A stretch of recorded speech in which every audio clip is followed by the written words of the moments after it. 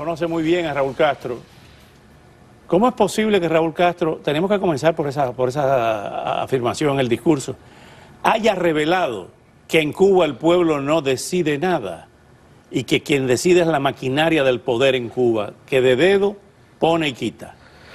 Bueno, nada debería sorprendernos a estas alturas, pero realmente yo mismo me he quedado estupefacto al ver esto, que es realmente una expresión de senectud, porque no solo está revelando que es un dedazo, como dirían los mexicanos, este es el escogido, sino también la forma en que fue escogido, la forma en que según él se preparó para llegar hasta ese... Se estuvo preparando durante años. Durante años, sí, los escalones del poder, etcétera. Y también se atreve a hablar de los sobrevivientes, sí, de calificarlos de sobrevivientes ante una docena de otros que llegaron al buró político. Le hace Roberto Robaina, bueno, hubo uno, Luis Orlando, que fue mucho antes. Sí, Luis Orlando no llegó al buró político, no, pero estuvo Roberto Robaina, estuvo Carlos Laje, sí, estuvo Carlos Aldana. Carlos Aldana, Pérez Roque. Y también estuvo Juan Carlos Robinson, que salió del buró político hacia la cárcel. Juan Carlos uno de los jóvenes negros, escogido también a dedos por Raúl, y que terminó en un ¿Fidel escándalo. ¿Lo escogía? Un escándalo. Sí, cómo no, Fidel escogía a los suyos y los tenía también bajo su manto durante un tiempo. ¿Quiénes eran de Fidel? ¿Laje y Pérez Roque? Pérez Roque sobre todo. Laje fue secretario de la Unión de Jóvenes Comunistas y cuando salió de ese cargo hubo una suerte de pugna entre el bando de Fidel y el bando de Raúl a ver quién se lo llevaba, y finalmente se lo llevó Fidel. Presidente del Consejo de Ministros, presidente del Consejo de Estado. Alguien me preguntó que si yo había visto alguna vez una reunión del Consejo de Ministros, y de verdad que no. ¿Existe el Consejo de Ministros? No, no existe, eso es una entelequia formal, ese es un título que se le asignó a Fidel Castro a mediados de los 70, y en realidad no ha habido, el gobierno cubano no funciona de una manera colegiada con un Consejo de Ministros, funciona por parcelas de poder. Se puede ser ministro en Cuba y durante muchos años y no ver jamás discutir un problema con Fidel Castro o con Raúl Castro, quizás ahora con el señor Díaz-Canel. Una de las posibles reformas que pudiera hacer Díaz-Canel es convertirse de hecho en un primer ministro, que no existe, una persona que realmente controle el trabajo del gobierno, que por otra parte es caótico y sobre todo está directamente influido por las decisiones del partido en todos los niveles. En Cuba manda el partido, no cabe ninguna duda. Yo me sorprendo a veces de que esas... No son las Fuerzas Armadas. Bueno, las Fuerzas Armadas son... es el otro componente principal. Que muchos de ellos forman parte del partido. Sí, claro, en el buró político del partido hay varios generales, los principales generales forman parte del buró político y muchos de ellos entonces también repiten en el Consejo de Estado y entonces ya tienen todas las estrellas necesarias. Para que nuestros televidentes entiendan de primera mano de un hombre como Alcibiades Hidalgo, este nombramiento es un nombramiento formal, pero el poder sigue en las manos de Raúl Castro. No necesariamente. Yo creo que hay que conceder un cierto espacio a la realidad de que ya esa generación de octogenarios no puede gobernar, no tiene la capacidad física de hacerlo y tiene que ceder espacio. O sea, la operación diaria del gobierno. Sí, la operación diaria del gobierno, el propio Raúl Castro se nota bastante distante de ella, a veces desaparece de la escena pública, no aparece en el momento en que hay un ciclón. Hay algo importante. Algunos opinantes en la prensa internacional y aquí en Estados Unidos han hablado de que Díaz-Canel es un aperturista y de que posiblemente se inicia la apertura económica con Díaz-Canel. Vamos a escuchar parte de lo que dijo él hoy. Sí. Asumo la responsabilidad para la que se me ha elegido con la convicción de que todos los revolucionarios cubanos, desde la posición que ocupemos, desde la labor que realicemos, desde cualquier puesto de trabajo o trinchera de la patria socialista, seremos fieles al ejemplar legado del comandante en jefe Fidel Castro Ruz, líder histórico de nuestra revolución, y también al ejemplo, el valor y las enseñanzas del general de ejército Raúl Castro Ruz, líder actual del proceso revolucionario.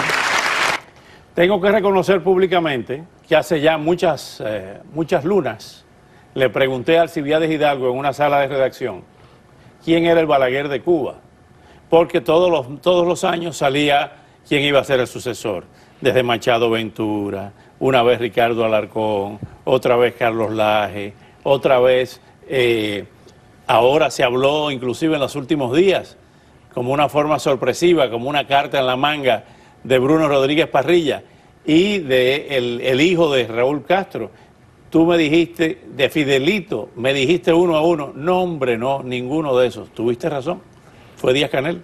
No, Díaz-Canel, como explicó Raúl Castro allí desenfadadamente ante el país y el mundo, Díaz-Canel es la hechura actual, el proyecto de Raúl. Le entrega un Consejo de Estado que es simplemente una formalidad, le entrega un Consejo de Ministros que no existe, y le entrega el funcionamiento cotidiano del país. Él se retira con Machado Ventura a la trinchera del partido, van a ser como una suerte de ayatolas, es un Consejo Supremo de ayatolas que vigila el funcionamiento de eso, y como él mismo explicó, va a ir cediendo poco a poco. Ha habido incluso yo te diría que el hecho insólito de que anuncia que le va a entregar el mando del partido en el año 2021, es decir, de aquí a 3 años, esos miembros del partido, esos organismos del partido, que se supone que van a decidir en ese momento quién será el secretario del partido, pues ya lo tienen por adelantado. Ahora bien, Alcibiades, sin entrar en especulaciones ni en wishful thinking, como dicen los americanos, en la condición humana y los que nos gusta la historia, estudiarla, hemos visto que hay una condición humana de aspiraciones soterradas, de conspiraciones subyacentes, que no afloran mientras está el jefe máximo, el líder máximo. Los riesgos que corre una candidatura como la de Díaz-Canel cuando no esté Raúl Castro. No, Díaz-Canel yo creo que Raúl le ha hecho un flaco favor al presentarlo de esa manera, porque está diciendo, este no es un aperturista, este no va a reformar nada, este va a seguir haciendo lo mismo. Y no es eso lo que la población, el pueblo de Cuba quiere oír. El pueblo de Cuba quisiera escuchar que hay una esperanza de cambio. Es decir, el pueblo de Cuba no quiere que eso siga siendo igual. Ahora, mientras Raúl está ahí, está vivo, está diciendo eso. Joaquín Balaguer con Ramfis en la República Dominicana pronunció un discurso totalmente trujillista y apegado al trujillismo. Cuando viajó a Naciones Unidas para que levantaran las sanciones, él le leyó el discurso a Ramfis en la base de San Isidro, y cuando llegó a Nueva York, que empezó a pronunciar ese discurso, Ramfis llamó a su secretario y dijo, ¿y eso qué es? Ese es otro discurso que está leyendo allá, y el secretario de Ramfis le dijo, ese es Balaguer. ¿Puede pasar eso con Díaz-Canel? Bueno, no sería especular. Ha pasado en lugares mucho más importantes, como en la Unión Soviética.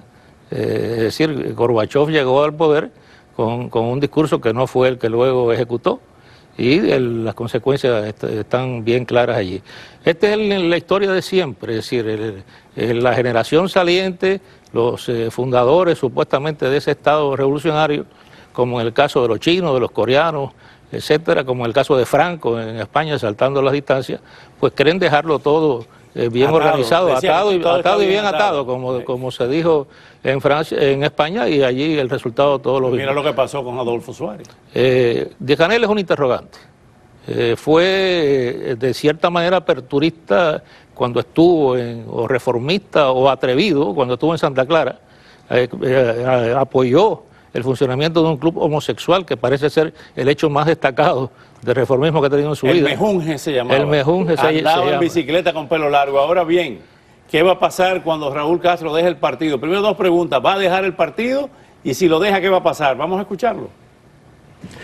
Me mantendré desempeñando el cargo de primer secretario del Comité Central del partido en mi segundo y último mandato, que expira en el año 2021, como les dije, cuando se efectúe su 8º Congreso y concluya el proceso de transferencia paulatina y ordenada de las principales responsabilidades a las nuevas generaciones.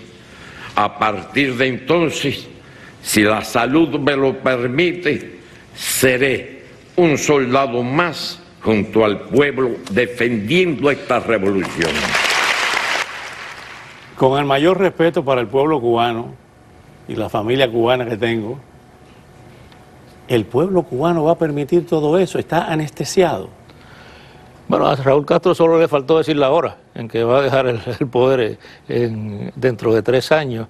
El asunto básico es la legitimidad de esa herencia, es decir, quiénes son esos señores reunidos allí para designar el próximo presidente del país.